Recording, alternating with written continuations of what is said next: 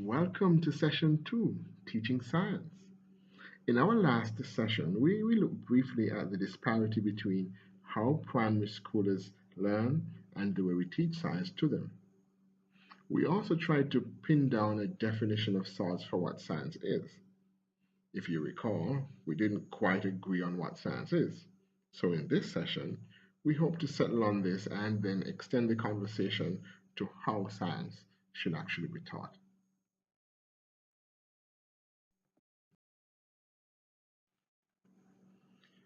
I have personally pondered what science is and found the variability in responses puzzling until I came across a very simple graphic that, to me, sums up what science really is.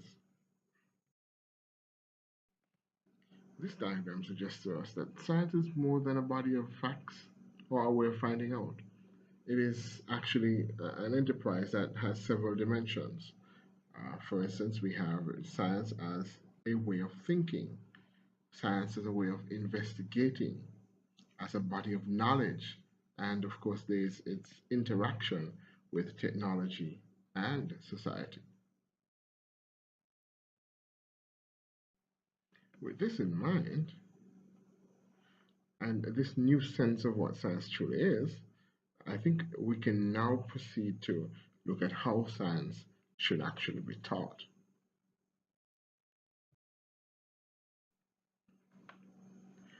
Chiapetta and her colleagues assert that if our approach to teaching science is to simply present information, then it has little meaning to our students and hence results in what we call rote memorization.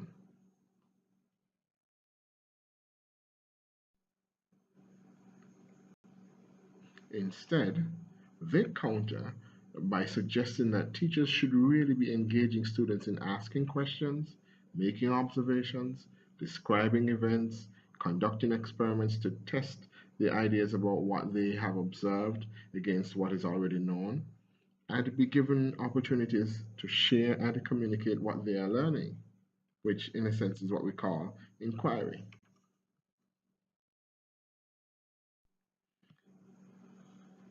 This is in fact consistent with what the American Association for the Advancement of Science has been advocating, that science teaching should align with the nature of scientific inquiry.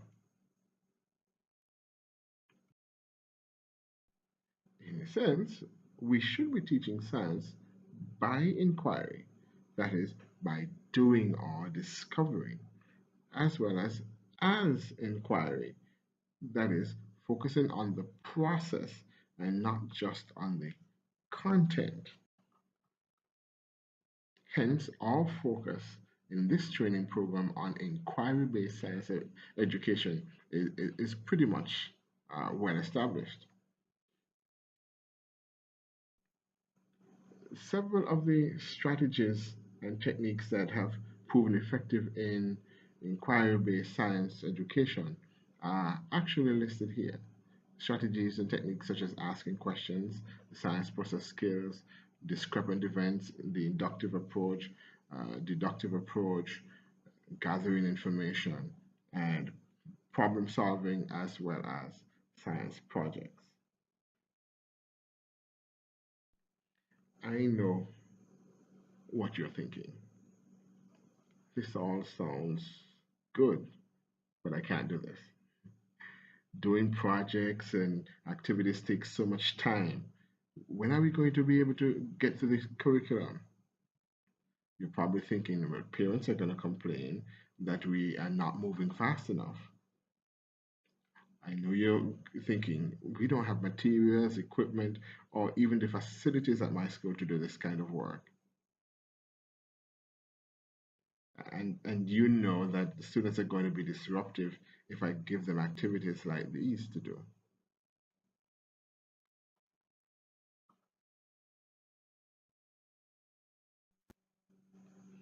Those are some really valid concerns. However, inquiry-based approaches call for a shift in the way we think, a shift from thinking and perceiving students as being blank slates to realizing that they actually come to us with some sort of knowledge. A shift from perceiving students as just passive absorbers of information to being active participants in the process. A shift from being having them have diminished responsibility to them taking more responsibility for their own learning. A shift from being direction followers to being actual problem solvers. A shift from teachers as transmitters to guides and facilitators.